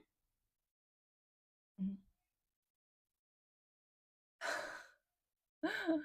That's also a very interesting comment. Who's going to buy the Chinese goods if America stops buying? America is the number one consumer. I see that kind of comments a lot from the post in my note. So my friend NJ Giants 85, one of the true honest sincere suggestion I want to give to you is definitely do more research, okay? I'm saying it in a very polite way, okay? I'm saying it in a very polite way. You know, NJ Giants 85, do some research. Do some research before come back to say to raise the question again, okay? I definitely consider this question can be very easily answered if you could do a bit more research. Okay. So I noticed like many people actually said the very asked the very same question or well actually expressed opinion in a way of asking questions like that in the post under the post I made by asking like who's going to buy the Chinese goods if America stops buying? You know, China's going to hurt more. You know, nobody's going to buy your stuff. You guys are dead. You know, something like that. Something like that. And for Chinese people, whenever we see a comment like that, because we know more about like where do we sell our stuff to, right? Who's going to buy our stuff, right? We know more about that, right? And whenever we see a comment like that, to be honest, okay, I want to be very polite. However, I also have to give very honest answers, right? So whenever we see a comment like that, the first word that comes to my mind is ignorant. Sorry for using this word that might make you feel not so comfortable, but the truth is, like, my friend, you don't know a lot about what's going on, really. So, like, my honest yeah, no talk. You just want to laugh, right? Yeah. So whenever there are actually, you know what? Just go to see, check the post on TikTok I made, and there are like way more Americans leaving comments there than like people here on Red Note. You actually get to see the real, like Americans people are thinking. That's very interesting. That's very very interesting to see like how Americans people are really thinking. Like, well, many American people are thinking like out of our exports, maybe like 80% or 90% of the our exports are going to the US and they feel like oh if one day we apply this like tariff you know America it's not that America's there are actually people saying that you know what if China don't we don't use China to manufacture stuff and import everything from China. There are plenty of other countries who can manufacture and import stuff to us. However, for China, it's not like that, right? If you don't import stuff, export stuff to US, then you have nobody to export your stuff to, and you guys are dead. You know, there are so many Americans leaving comments like that that really makes Chinese people want to laugh, right? It's very easy. I mean, like so say for example if that's very interesting that's very interesting so when you say that okay if you know if America don't import stuff from China and America has other countries to import stuff from then when you flip the other side why do you think like China could only export stuff to the US not to the other countries you know the mentality is not like equal right what you're saying like okay so for America when you import stuff China is not the only one you can import to right you can have so many other countries can import stuff to America right and for China when we import stuff to oh it's only the US we don't have any other countries to import our stuff export our stuff to right that's like very funny it's not equal the kind of mindset is like well I can tell like the kind of mindset behind that is like oh, America is the number one country. So America is the country that, USA is the country that the whole world goes around it. So America is the sun. So every other country is the earth, moon, Jupiter, So the whole world goes around America. So that's the kind of, mindset behind people who raise those kind of questions, who have this kind of opinions. Feel like, it's actually pretty funny, right? It's actually pretty funny. So that's why like people would say that, okay, you know what? If I want to import, we want to import, there are so many countries out there lining up to waiting to export their stuff to us, right? But for you, you can only export to us, it's like a very America centric kind of mindset. Yeah, so the America centric mindset, it's okay that you can have America centric kind of mindset. That is okay. I mean, like many people are patriotic, right? People really love their countries and they want to see their country as the most strongest country in the world, and everyone wants to just focus their own country, right? However, that doesn't mean that you know feeling that your country is the center of the world, then you just basically ignore the rest of the things that's going on, right? Yeah, just Google it. Google is free, right? Google it, like to see how much of the exports China has every year that is to the US. Is that really like 80-90% of China exports is to the US, like many people thought, right? D love, wink if you're safe. Is it because you want me to wink? Okay, wink. Yeah, wink, wink. Yeah. But it's good thing that they have such a culture and confidence that we should learn. Yeah, I understand it. I agree with it. No talk. I completely agree with it. The fact that many American people are like so America centric, feel like, oh, okay, the whole world should just spin around our country. That is also pretty amazing, right? That is pretty amazing that you have this national confidence that many people in our country don't have. That is also pretty interesting. I agree with that. No talk. Well, sometimes but at the same time, I also feel like it needs a balance, right? Chinese wisdom is about balance, right? Definitely needs balance. Sometimes overly confident is also making a person look really funny. I want to use the word ridiculous, but not trying to be like too impolite, right? What's your thought on China invading? Well, I have actually shared multiple times in my live stream before. And guys, follow me, please. Okay, follow me, please. If you haven't done so, definitely follow me. Okay, I've shared multiple times in my live stream before that I said that, well, since I was little, since we were little, for Chinese people, since we were little. Oh, thank you, my friend. I should probably say follow me more, because the moment I said follow me, immediately there are so many people following. Yeah, guys, follow me, please. Okay, follow me, please. Okay.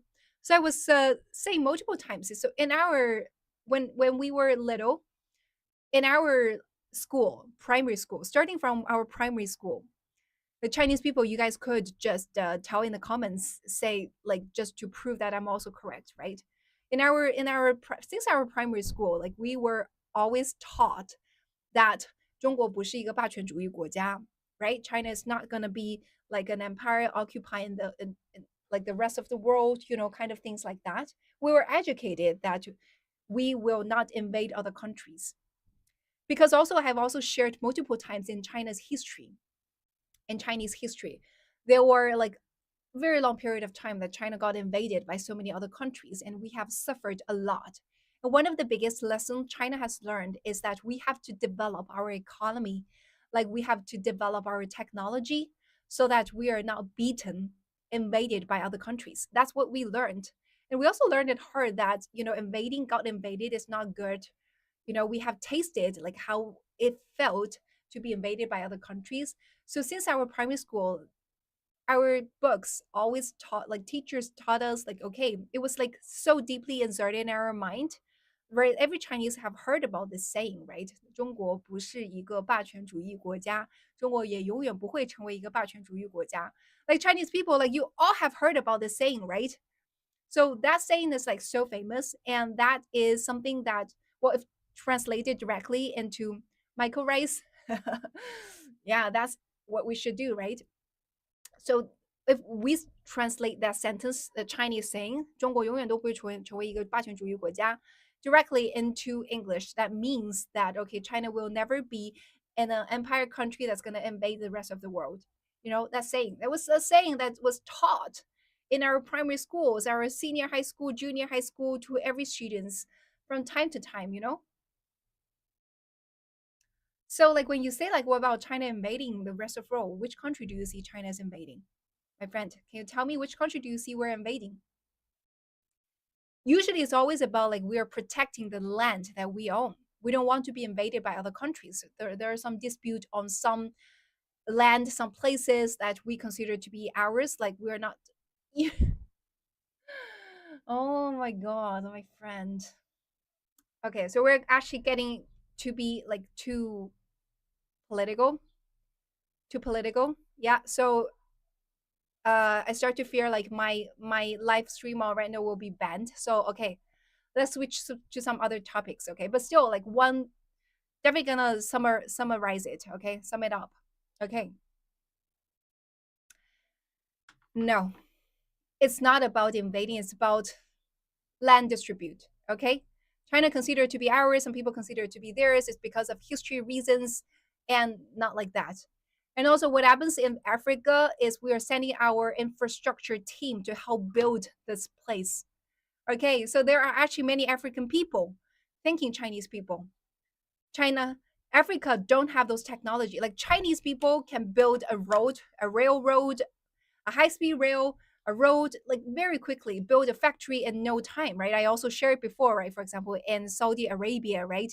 They don't have those kind of technology, those kind of logistics like China to do like e-commerce product delivery, right? E-delivery. Like they don't have those kind of delivery system that's so efficient and so fast in China.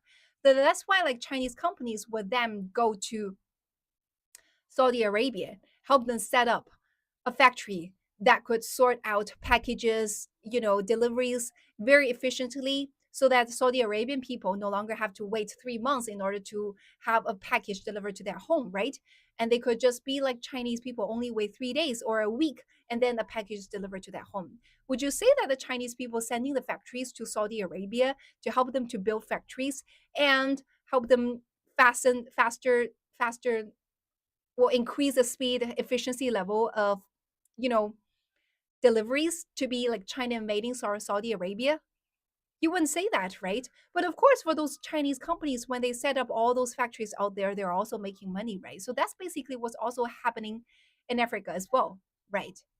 Yeah, that's also what's happening in Africa as well, right? Yeah, you really are something. Thank you, my friend.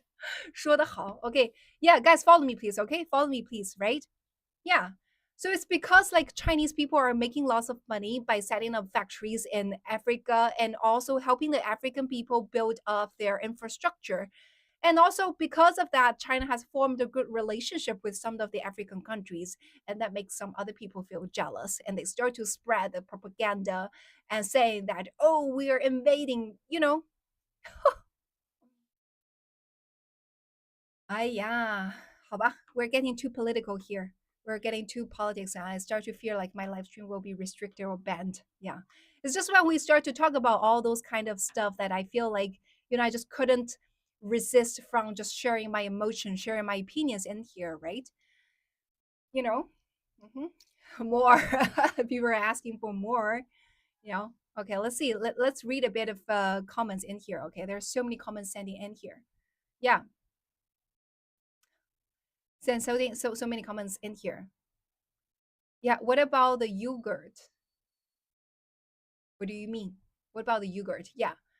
So well, right now, like in China, like we have lots of friends from Xinjiang become a Didi driver, like a Uber driver in Shanghai. So yesterday when I went out, the two taxi I I had, well, both drivers were like from friend from Xinjiang and they are Uyghurs.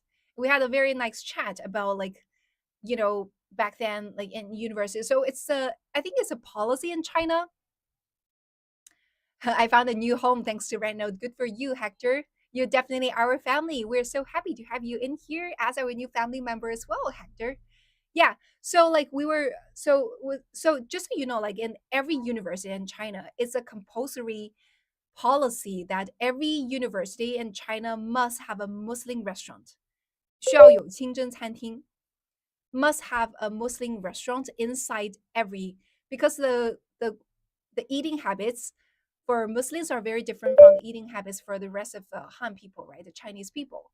So it's actually almost I think it's a law or something, like a regulations or a policy or whatever. Like in every university in China, have they must have a Muslim restaurant. So there are also people asking, oh, okay, so if I ever travel to China, is there any like Muslim restaurants I can go to? There are a lot of Muslim restaurants, just so you know.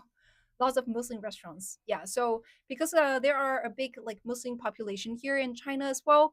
So there are lots, and also like even though people like us, we are not Muslims, right? But we really like those food. Food is like so good in Muslim restaurants. And also like so back then in my husband's university, he shared yesterday when we were chatting with the Xinjiang Uyghur drivers, like he also shared like in his university, and those Muslim restaurants were only open to like Xinjiang Uyghurs people. So for the rest of universities, we cannot actually have, eat inside those restaurants, specific restaurants. So those Xinjiang friends would do is like they would secretly purchase lots of like tasty lambs, out of the restaurants and share with the rest of the Han people. Yeah, that's pretty interesting story.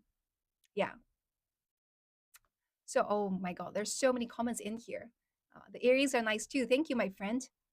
Where did you get your top? Like my education? Are you saying that? Hmm. Okay, a little bit of background about myself. Okay, guys, follow me, please. Okay. Yeah. So, like for me, I was born in Shanghai. Shanghai, 100% Shanghai. English plus Shanghainese. Okay. So I was born in Shanghai, grew up in Shanghai, so I'm 100% Chinese, okay? So I started studying English, learning English since the age of around 9 or 10 years old. And because that was a compulsory course, compulsory lesson, compulsory class in our primary school. So everyone inside our elementary school will have to study English since the age of around 9, 10 in the third grade, okay? So I did all my primary school, and then junior high school, senior high school, and all the way to university, undergrad degree, also in Shanghai, my friend. 朋友，我都说了，我是上海出生长大的，我小学、中学、大学叫什么来着，都是在上海念的。你还问我懂不懂中文？怎么还能问我懂不懂中文呢？朋友，纯种中国人好吗？100% Chinese, okay? If it's the Chinese people still asking me like if I know Chinese, I was saying that okay, I was born in China. My parents are Shanghainese.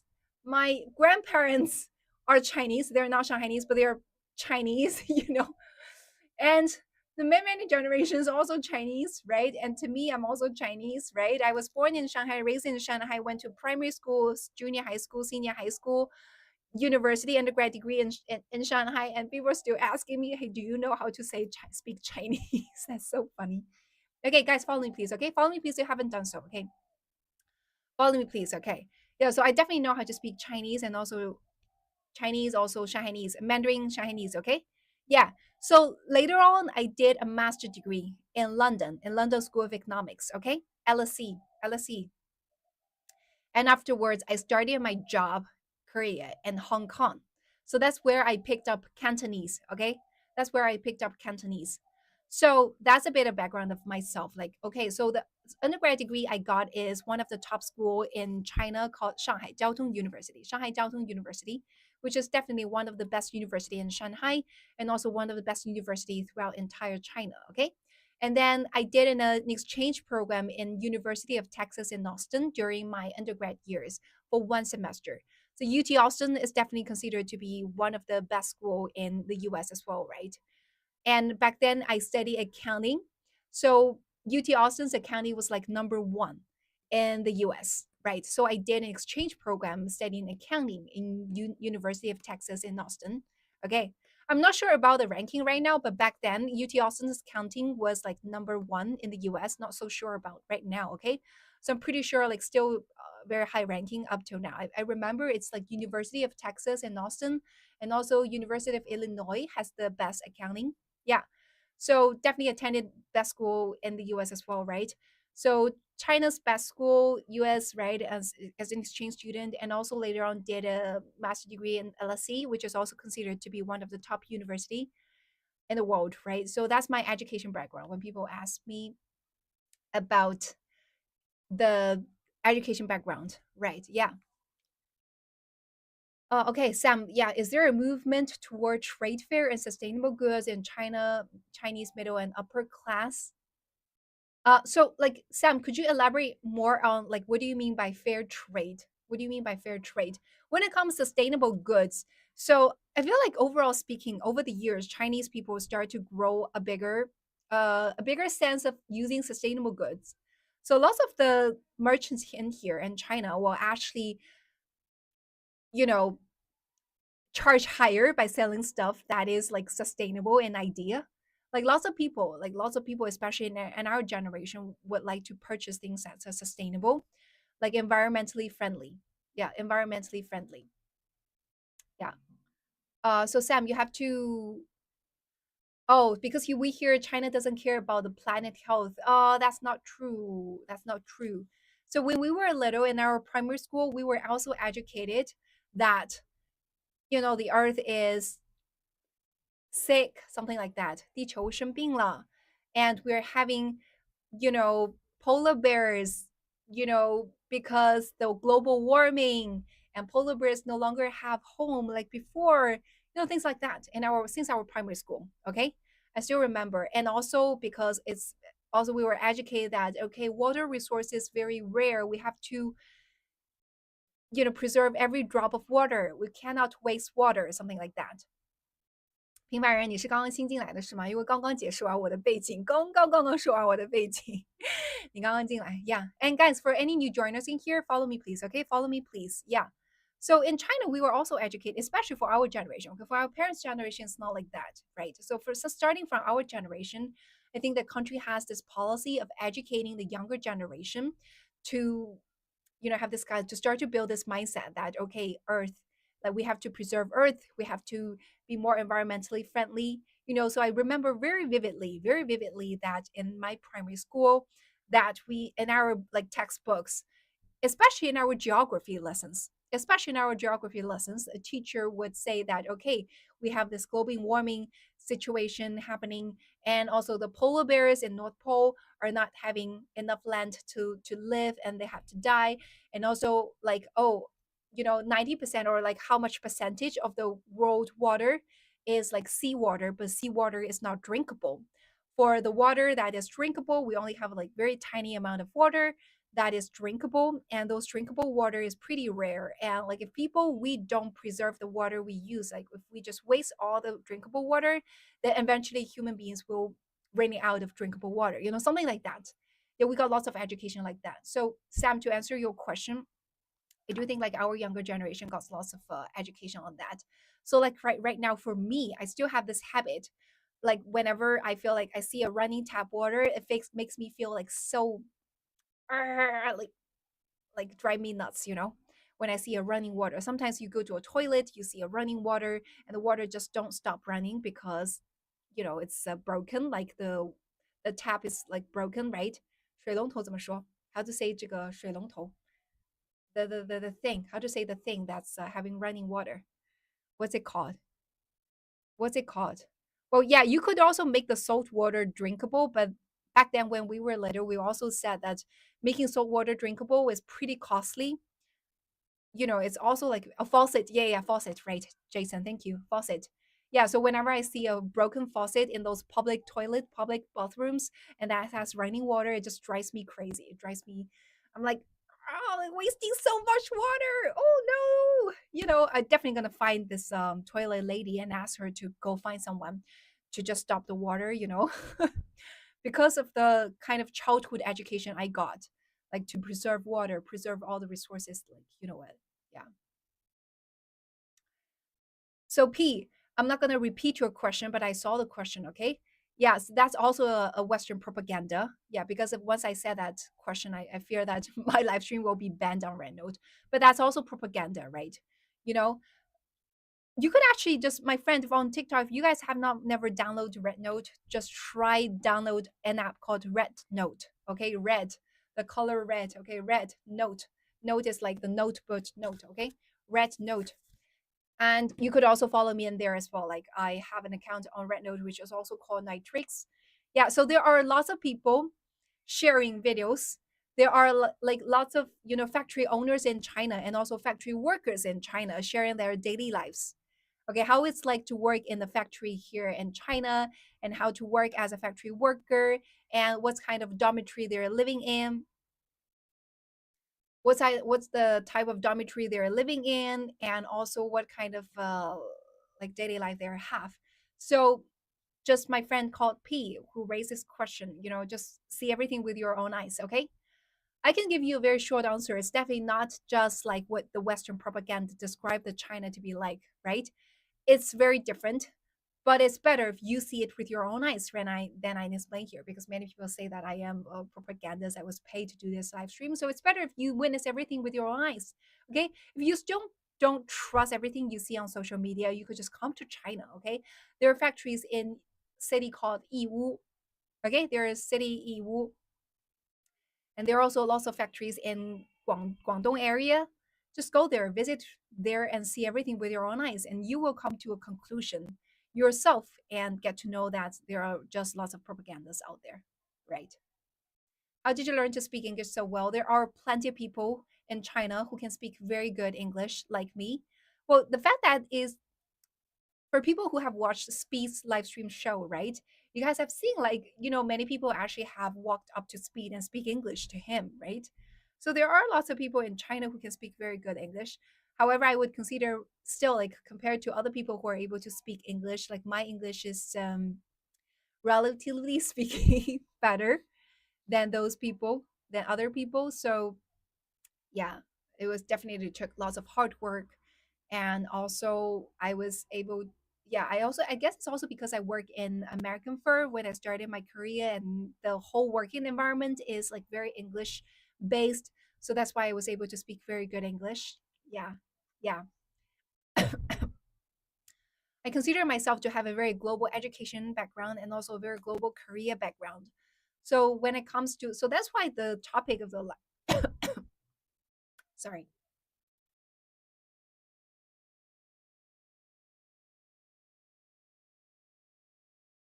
So that's why the topic, the name of the live stream is also like East versus West, so China and the world. Because I've seen the world, I have made friends with people from around the world, right?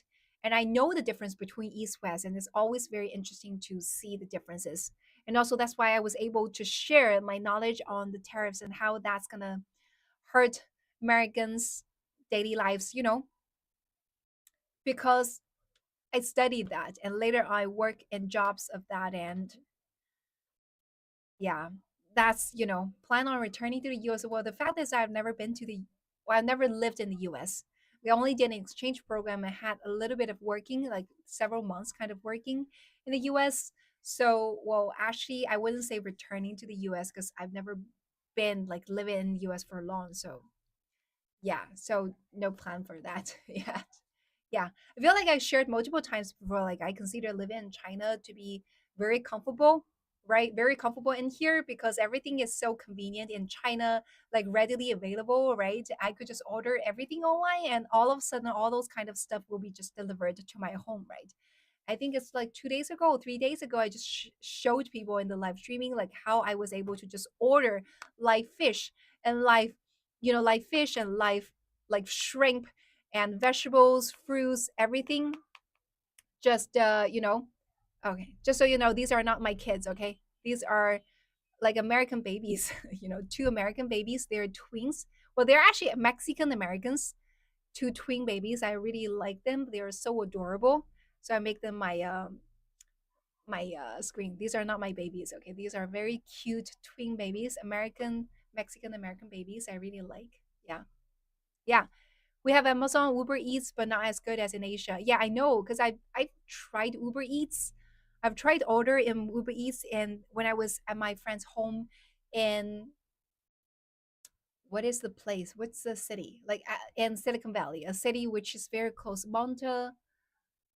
Monta something? Forgot. Yeah, somehow I was in her home and I tried Uber Eats and like everything was like so expensive and also the delivery fee was also like very expensive in my memory, right? And I actually shared before like everything when we order online, we have it delivered to our home, it's like almost cheap or almost like free, almost free. Like absolutely free, you know. Everything free. So it's so convenient. I also shared before like there's a McDonald's just one block away. I could still have it delivered to my home, you know, super, super convenient. Mountain View, yeah, Mountain View, right, Stephen Malone, yeah, right, Mountain View, yeah, Mountain View, right, yeah, I forgot this name of the city, yeah. My friend was, so she was working in Google and she lived in Mountain View, but I think she moved to a place called Redwood City, right? Yeah, later, yeah, moved to a Redwood City later. Yeah, it's a pretty nice neighborhood, Mountain View. Yeah, I quite like it. Very peaceful. Yeah, not very busy. Yeah, I'm in Shanghai, my friend. I'm in Shanghai, my friend. Yeah, and guys, follow me, please. Okay, if you haven't done so. Mhm. Yeah, in USA, you pay extra for food delivery, shipping to your house. I know, and everything is so expensive. Yeah, Bay Area, exactly. Bay Area. Yeah. So also, like I shared, like before, I was looking into the express delivery, and the express delivery in America is so expensive, like $20, $30, $50 to deliver. That is so expensive because the delivery fee here is only like $1, less than one US dollars, 50 cents. Yeah, only 50 cents. Yeah, yeah, yeah. So mhm. Remember when you're frustrated to teach pigs to sing, our ancestor used to say 不语下从言兵. Pumpkin fishman. Okay. Is there a plant behind you? You mean this? Yeah? You like it? You like it, my friend? They will say free delivery and then add $20 secret fees. Oh, really, my friend? Really? Don't know about that. When we say free delivery, it's like literally free delivery. Yeah. 但确实是不够有储备，能抵御风险，但不过你们在说啥呀？不由你，你们在说啥？我来看一下，你回的是谁呀？Lucy，我没有说过，否则不会每年买的。Lucy 说了啥？Lucy，what did Lucy say? Let me see. Okay. China has substantial oil deposits, just not the largest globally. Um, yeah, you're talking about the oil reserves, right? Oil reserves. I think like China still imports lots of oil. So because previously we have compared the oil price, we have compared lots of price, and it's like, well, it's that like the vegetable price here in China is definitely cheaper, and also fruit price definitely cheaper. However, there are very few things when we are comparing the price between China and the US, and oil is actually one of the very few things that China, the oil price in China is like the same or sometimes even more expensive than the US. Yeah, let's do it. What's the oil price? Like my friend, can you tell me in the comments? My American friends, foreign friends, can you tell me in the comments what's the oil price right now? Like how much do you pay to charge to how much do you pay to fill your car? To fill your car. What's the oil price in your country? Can you tell me in the comments what's the oil price?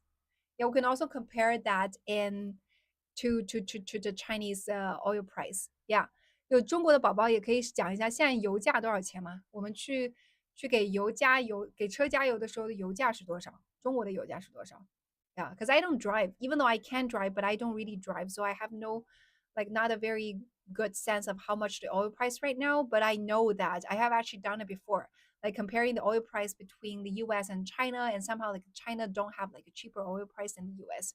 And also, it looks like the oil price in the US actually varies. So somehow, like I could also feel like different states has like different oil price, and also I feel like California has the most expensive oil price.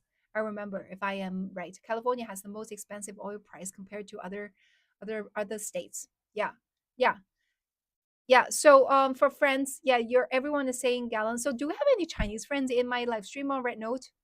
有没有中国的宝宝啊？还是我里面全都是老外？Do you have any Chinese friends on in my live stream? If we have any Chinese friend in my live stream, can you guys also help check and tell me What's the oil price right now in China? What's the oil price right now in China? Yeah. Yeah, so many people are sharing me about the oil price. Yeah, you guys can also take a look at the oil price of like different states, right? What's the price for different states in the US? What's the price in there? Yeah. And guys, follow me please, okay? Follow me if you haven't done so. Like guys, friend, follow me. Okay? Guys, follow me please if you haven't done so. Yeah. 哎，有没有中国的宝宝们来帮我看一下中国的油价现在是多少钱呢？Yeah, there's no Chinese people in here. Too bad. Why come? How come? Like everyone is just foreigners. I do want some Chinese friends in here. Like, is there any Chinese friends who can tell me what's the current oil price in China? Arizona, $3, right? Yeah. OK. 7.26块钱每升92 Echo，这个是人民币是吗？OK，谢谢，Thank you, Johnson. I only have EV cars. Yeah, nowadays like many people are buying EV cars. OK，江苏那就是差不多1美金，one around $1 per liter. Well, how much is one? That is how much in gallon. Yeah, we need to then calculate in gallons so that we can make a fair comparison. What's the gallon and liter difference between gallon and liter? And guys, follow me, please. Okay, follow me, please. If you haven't done so, okay, guys, follow me. 加仑是3.75升，那就是yeah, it's around 3.7, $3.8, around $4 per liter. That's a yeah, 3.8 dollars per gallon. That's the kind of oil price right now. Yeah, yeah, like almost $4 per gallon. That's the kind of oil price. Yeah, yeah, around $4 per gallon. That's the kind of oil price right now in China. So I have seen like people sharing the oil price right there in the US, right? In the US, it looks like a majority of the sharing I see in here is that the price in the US is cheaper than oil price in China, except for Chicago, which is $4.4 per gallon, and also it's interesting like Texas people. So everyone else is saying like how much per gallon, how much per liter, and Texas say oh per barrel. Like I know like Texas, you guys have lots of oil, right? That's why you say like per gallon, per barrel. Yeah. And guys, follow me please. Okay, follow me please if you haven't done so. I wonder how long has she had a government job? I have never done any government job, never ever. Yeah. So yeah, so that's why like I feel like to answer Lucy, like I also feel like China right now, like our oil reserve might not be, too good, too enough. So we're still definitely importing lots of oil from other countries. So that's why like when you are comparing the oil price, like our oil price is like relatively speaking also considered to be expensive. Yeah. You're so pretty. Thank you, Brian. And follow me, please, then. Yeah, follow me, please. In Wisconsin, $3 per gallon. Yeah, that's cheap, right? $3, like cheaper. Yeah. I feel like majority of the states in the US, like you guys are having the cheaper, a cheaper oil price than us. 请讲太快，行，讲慢一点儿，讲慢一点儿哈。Does China have oil in the ground? Yes, we do. We do. So that's also the reason why like China right now has this like EV policy, right? Like if you buy an EV car, electricity car, you are able to enjoy lots of subsidies from the government when you buying it, right? For example, buying a car plate, right? A license, right? A license car plate. If it's an EV car and that is going to be cheaper if you're compared to buying an oil car. So right now having a car plate, a car license plate, is actually very expensive, especially in first tier city like in China, in Shanghai. 你买一个车牌是很贵的. Like a car plate is like very expensive. However, if you buy an EV car, then the car plate price is going to be very cheap. Okay, it's 9:30, guys. So thank you so much for coming to the live stream today. And just so you know, I usually have live stream from 7:30 to 9:30 a.m. China time. And if you haven't followed me, follow me, please. Okay, I have to really say goodbye at 9:30 sharp because I have a meeting at 9:30. So thank you so much for coming in today. And guys, follow me, please. Okay, we're gonna definitely discuss like lots of interesting topics in tomorrow's live stream as well. Okay, follow me, please, guys. And thank you so much for coming in the live today. Okay, and bye bye, bye bye. Have to attend my call.